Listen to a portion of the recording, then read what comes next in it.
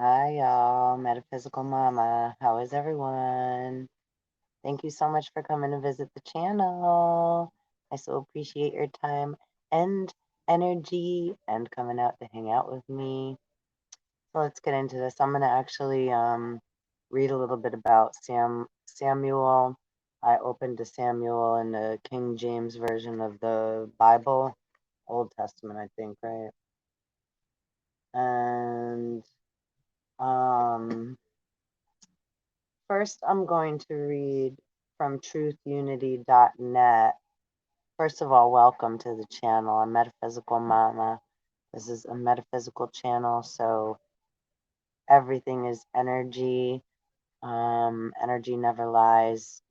People do, and we don't always mean to. It's just quite confusing, right? Being human. So please hit that bell and like and subscribe if you'd be so kind. So put your energy in. And I appreciate that. And yeah, 111, let's begin. So a little everything and a lot of nutting goes on here on this channel. So take what resonates, leave the rest, and just hang out and kind of like forget what you think you know and just allow your imagination to open up and go with the flow. So here we go. So, Samuel, this is from truthunity.net, the metaphysical meaning of Samuel. I'm going to read that first. And we've had COVID and we have Corona and the vaccines, and now they're talking about, right, wars and COVID relief funds. So, lots of raising money to keep, right, a record going, so to speak. But more importantly than that, once we acknowledge the repeat narratives, then we don't judge a book by its cover. We could dig a little deeper and get into, right, a little more depth. So we're not just thinking that we know what things mean, right, on the surface or what we're being told or given, right? And we can't blame those that are giving us, right, only certain amount of info. A word can only describe so much, and it's our job to look deeper into them, right? So we have multiple meanings and versions of them, so we don't get too caught up in an emotion, right? And thoughts and feelings and beliefs that entangle us and get us stuck, right? Angry and dis-ease, right? Fighting against our brothers and and harming ourselves and one another's instead of taking things a little bit more lightly and like having a little more fun with it. Not everything has to be so doom and gloom. And I know it feels that way a lot of the time right now, because change is scary. Anyhow, so let's get into this and maybe we can shed some light in some areas, 333, so that we don't have the same old thoughts and feelings repeating going on around. So let's see. Samuel is name of God's one, sublimity of God, herd of God, like Heard, like a herd of sheep, instructed of God, God hath heard, a prophet and judge of Israel, the last one before Israel began to have kings to rule over it. Meta, having spiritual discernment, that in man which has conscious contact with God and learns of God. God hath heard, instructed of God, right? Going within self and listening to your heart, your internal connection. Okay, Samuel also signifies judgment. He judged Israel 40 years. He was brought forth in direct answer to prayer, and his mother dedicated him to the Lord, even before he was born in the flesh. At 2 years of age, the child Samuel ministered unto Jehovah before Eli, for it was recognized that he was to serve in the temple, that he would unfold and become great in spiritual understanding. By listening to the voice of divine wisdom, we bring forth the Son of God in our soul.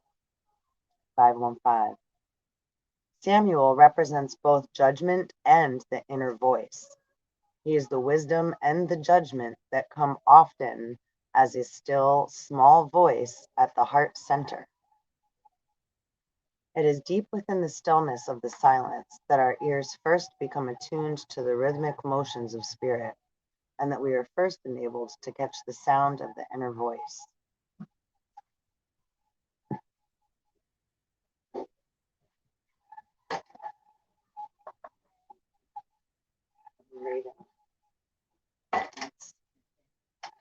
Man makes connection with Jehovah by building up a consciousness of divine ideas.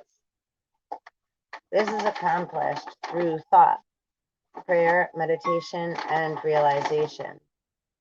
Receptivity to spirit and obedience, fearlessness and candor are essentials to the inviting of communion with the inner voice. Hannah, mother of Samuel, earnestly petitioned God for a son. She made regular trips to the temple, where she made known her desire. She listened attentively for the inner leadings, which showed her just what to do, that she might comply with the law and have her prayers answered. This earnest seeking led her deep into the things of spirit.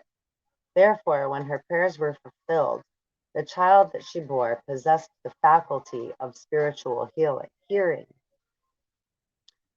Samuel was first conceived in spirit, and by the sure law of spirit, the outer manifestation came into visibility. Samuel was so quickened that he heard the word of spirit. As you sit in the silence, you no doubt often get the inner word through the still, small voice, yet you do not hear it. You do not feel it.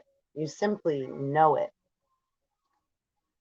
When Samuel first heard it, he went to Eli, the high priest, and said, "Here am I, for thou callest me."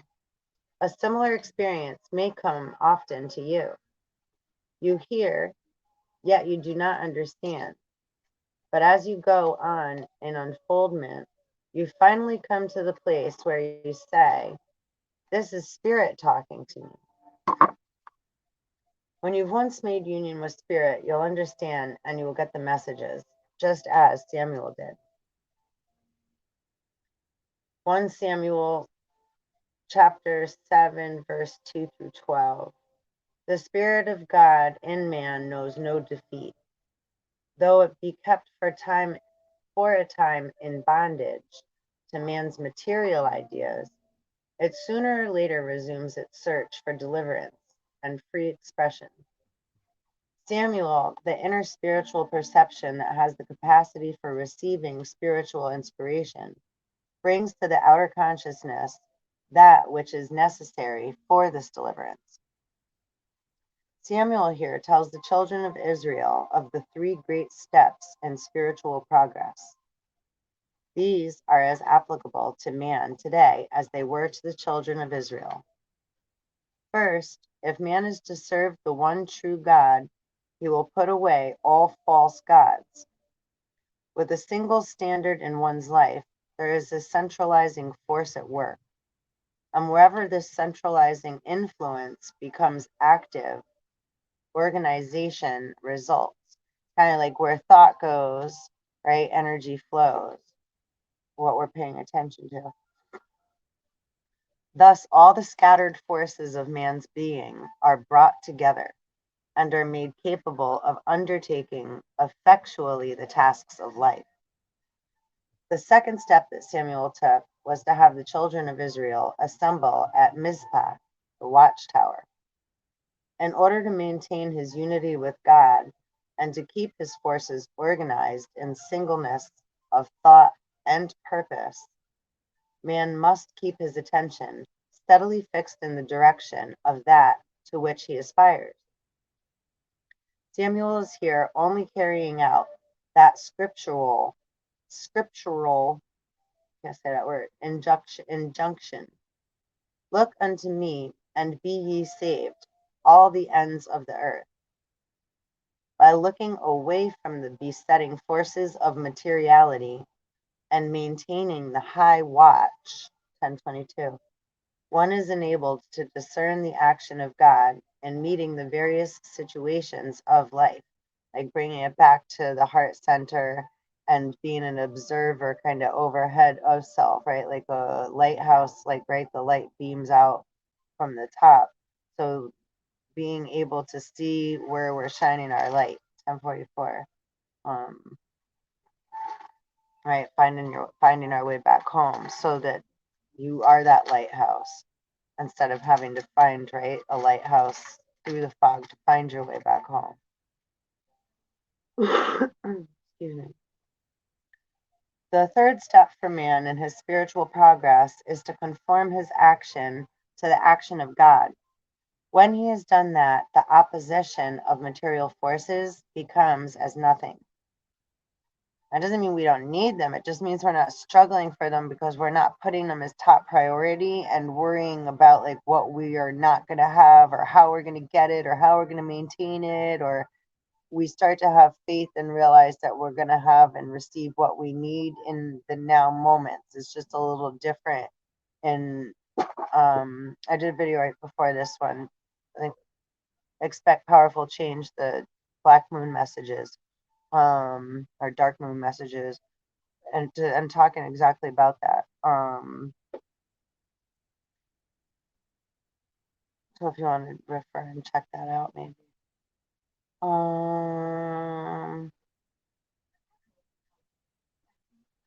See, the matter of importance is always to maintain one's perfect relationship with the movement of principle, regardless of what may arise.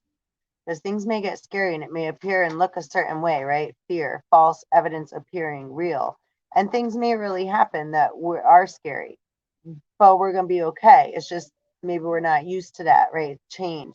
So change is always scary, but it's like, right? But it's also adventure and fun and can be very exciting, right? Just depends how we look at it, right? It doesn't have to be all doom and gloom and negative. The first thoughts and feelings are definitely going to be, right? But you don't have to don't hang on to those, right? You have the ability and the power to allow that to come in and then change that thought and that feeling and turn it into, right? It's like, okay, right? Like scary sometimes going up the hill of a roller coaster, maybe really scary. I'm just giving you an example. And then once you start going down the hill, right, then you can kind of let go a little and scream and like, you're okay. And then like, right, 1313, right? And then have a little bit of fun.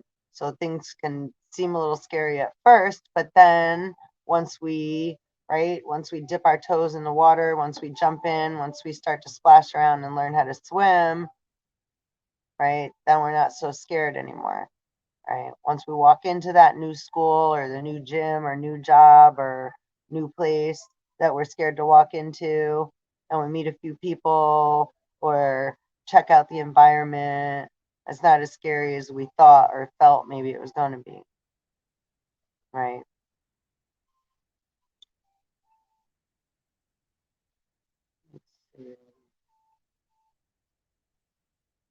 The matter of importance is, I'm going to repeat it, is always to maintain one's perfect relationship with the movement of principle, regardless of what may arise. Victory is inevitable when this unity with God is maintained, right? Don't cut yourself short because then you don't bear any fruit. No adverse condition in the life of man can prevail against him because there never has been and never can be any effective opposition to God. Victory is truly won the moment one establishes one's unity with God, because the adversity that appears is not in God. And when the situation is seen in God, its aspects are entirely changed. Right? So, not meaning like, right, nothing can beat God, because then it's still like, oh, yeah, my God's better than your. No, it's Because if we're thinking like that, then we're still having fearful thoughts. We're not in the divine nature. We didn't get past, right, the first scary thoughts and feelings that allowed us to be stuck. Right, once we remember to have faith, and again, right, learn that we're okay, we're gonna be okay, right? It's gonna be okay, right? This is just a test, and you're gonna be okay, right? You're loved, you're strong, you're divine, right? We're all perfectly imperfect and messy, and we don't learn unless we make mistakes. So it's like it's all okay.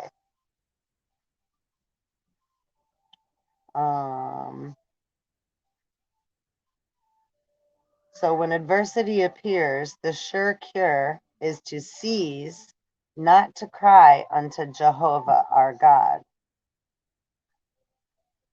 Cease not to cry unto Jehovah our God.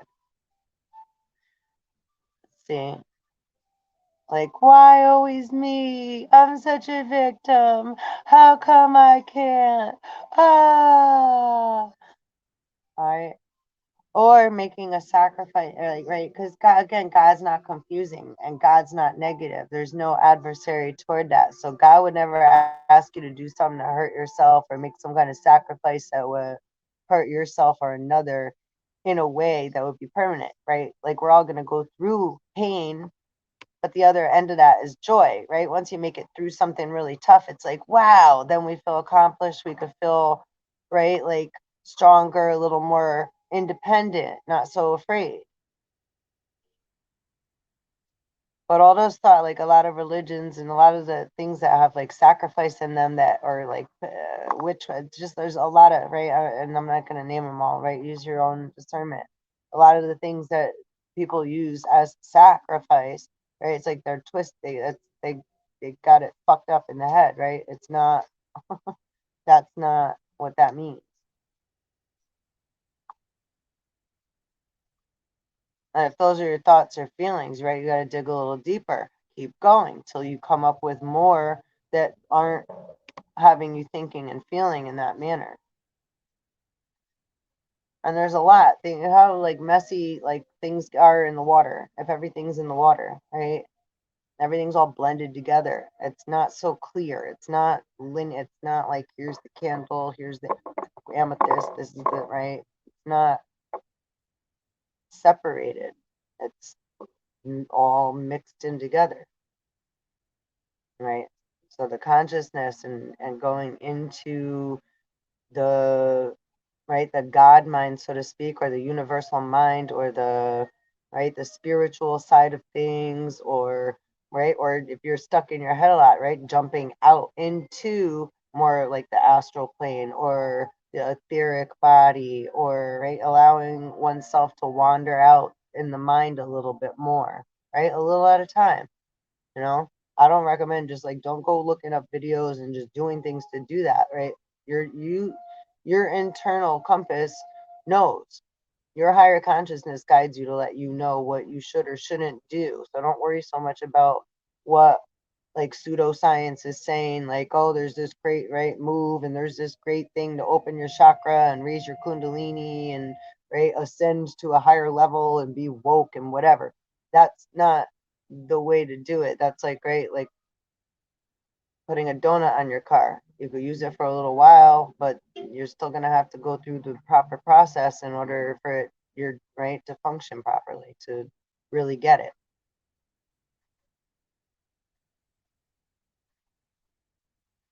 All right, let's see what else. When man has succeeded in any overcoming after this manner of procedure, he reaches Beth Kar, house of the Lamb, that place where he consciously abides in the overcoming power of spirit. This is a genuine milestone in the spiritual progress of man, and he has conquered all the ground that his consciousness grasps of that which is real in man and in the universe. 1 Samuel 7:16 and 17. In the high places in consciousness, represented by Beth El, Gilgal, Mizpah, and Ramah, The places where Samuel went from year to year to judge Israel, spiritual judgment in us discerns the truth and adjusts our life. Right? Some things may seem like they make logical sense, and it's like, yeah, but I saw this and da da da. It's like, but internally, it's like, yeah, but there's more to it, right? There's things that, right, or things that have been covered up, and things are, again, not all that they seem, right? So, not to just think that we know why things are the way they are, or why we feel, or this is what it, right? It's appearing, so that's what it is, or this is what we've been taught, and that's what that means, right? Especially if you're a twin flame, you already know, especially if you're a first waver, right? That so weird. Things aren't what they seem, right? It's like things look real crazy on the outside, but what's going on inside, right? Being connected to the quantum realm and etc. Way different, way different, right? So just keep swimming because you're doing great, right? You're doing exactly what you need to, and you're right where you should be, even though it's messy and none of us know what we're doing, and we're all confused and fucked up in the head and messy right now. But it's okay because it's like we're all in that place together. So it's scary, but at the same time, it's also like, again, exciting and adventurous and fun and right, everything that we all ever dreamed of at the same time. So that's messy. It's like lots of great ideas and dreams and lots of nightmares and all mishmashed up into like, great, they're all kind of like bubbles, like blobbing together, right? So be patient. It's a virtue. Let's see. So Samuel symbolizes that in man, which keeps him in touch with the source of wisdom. He stands for man's own higher judgment and is active in consciousness, so long as man depends on that judgment and trusts spirit to direct him and to fight his battles. The children, did you hear that? Right? As long as man depends on that and trusts spirit to direct and fight his battles, direct him and fight his battles. Because it's like we can react, we have emotion, we can feel very passionate and patriotic about, right, our country, our family, our beliefs, and right, you're gonna, right, we go right up that step ladder of like, right? So although our intention might very well be good, right? Remember to breathe in those moments because, again, right, it's like labor pains of Eve. Don't just let someone or something set you off to go reacting into something that you don't need to be patriotic for because that's also a sin. That's right.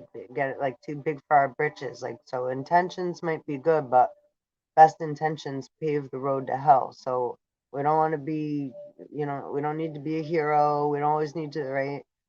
Feel what you're feeling because you're allowed to feel what you're feeling. You're going to feel angry. You're going to feel, right? It's normal to feel things. Experience what you're feeling, and then, right, transmute that shit, alchemize it, let go of it, get rid of it, and move on to something else. Don't hold on to it and keep it with you. That takes practice, right? Letting go. That's like one of the hardest things that we have to learn how to do. Not get mad and be like, oh, fuck them. Now I'm going to let go of a person, place, or thing. We have to learn how to let go of those thoughts and feelings that make us feel that way, that put us in those positions. So we don't keep repeating those things.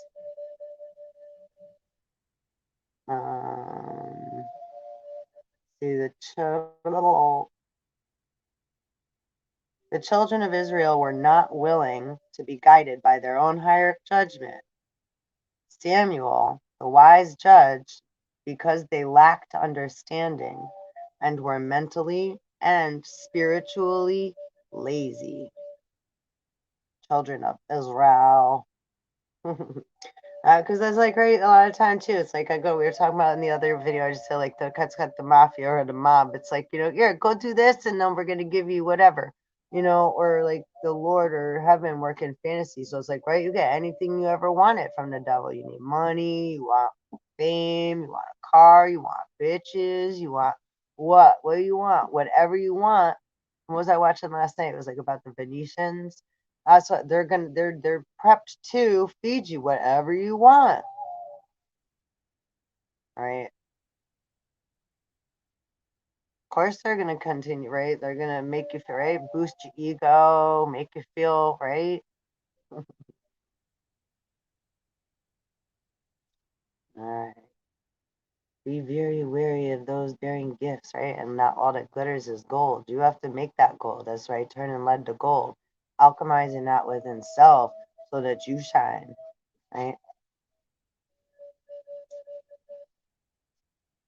When man meekly goes with the crowd, uniting with some popular religious movement and trusting the authority of man-made creeds and doctrines for his salvation, hint, hint, vaccines, he retires the wise judge Samuel.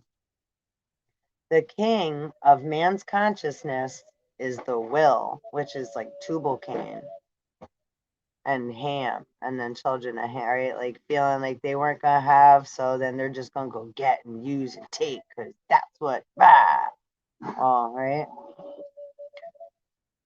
all right. The king of man's consciousness is the will. When the will is given supreme control and the judgment ignored, the mind and the body are under autocratic rule, which causes dis-ease within self and others then, right? So